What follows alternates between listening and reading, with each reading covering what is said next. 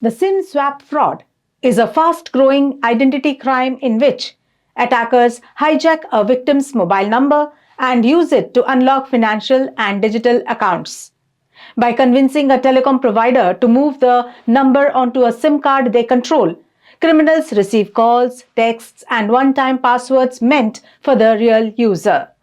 Welcome to VAR India News Hour.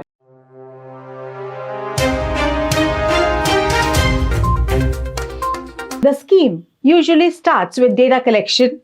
Personal details gathered from phishing, social media, or past leaks help the fraudster impersonate the subscriber. Claiming the phone is lost or damaged, they request a replacement of SIM. Once activated, security codes flow directly to them, allowing password reset and rapid account takeovers. Victims often realize something is wrong only after damage is done. Sudden loss of network service, alerts about SIM changes, blocked logins, or unfamiliar bank transactions are key warning signs. Protection depends on reducing reliance on SMS authentication. Setting a SIM PIN, placing extra verification checks with the carrier, and shifting to authenticator apps or hardware security keys can sharply cut risk. Limiting personal information online and tracking transaction alerts also improves early detection. If compromise is suspected, contact the telecom operator immediately. Inform banks, change passwords starting with email, and report the incident to cybercrime authorities.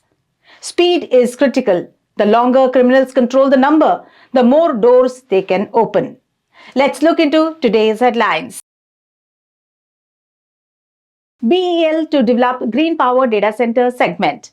Bondada Engineering Limited, that is BEL, has signed a memorandum of understanding with Bryanston Renewables of Dubai to jointly develop green power data center packages in India and selected international markets.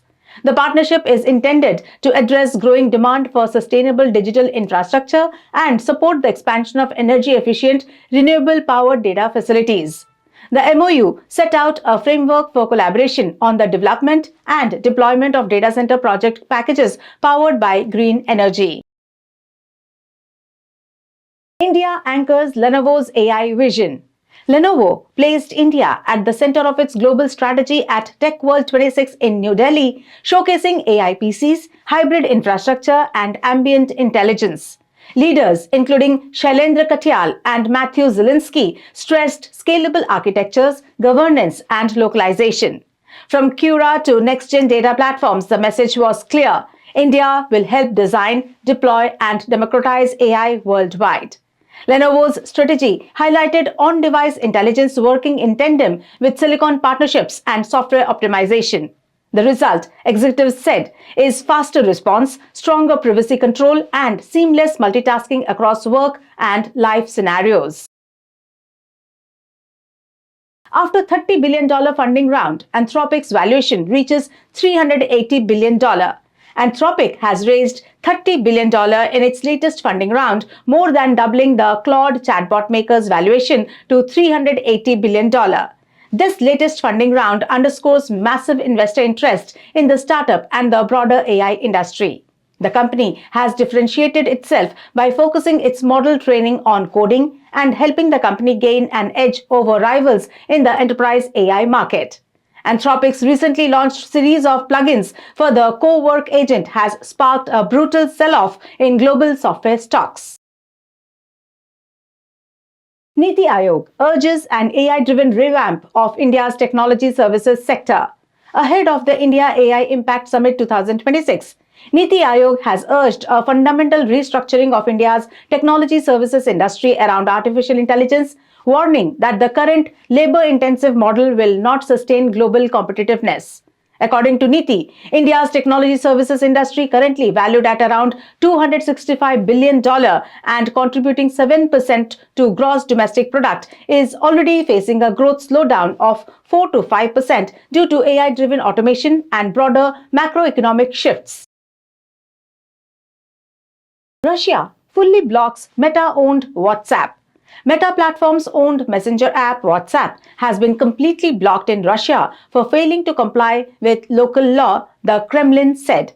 suggesting Russians turn to a state-backed national messenger instead. Kremlin spokesperson Dmitry Peskov has proposed that Russians switch to Max, Russia's state-owned messenger. While critics say Max to be a surveillance tool, Russian authorities have repeatedly denied this. The move against WhatsApp, Russia's most popular messenger, is the culmination of 6 months of pressure on the US company. That's all for now. Please like, share, comment, subscribe and follow VAR India magazine. You can download the VAR India app from Google Play Store and Apple App Store for more news and updates. Stay tuned. Thank you.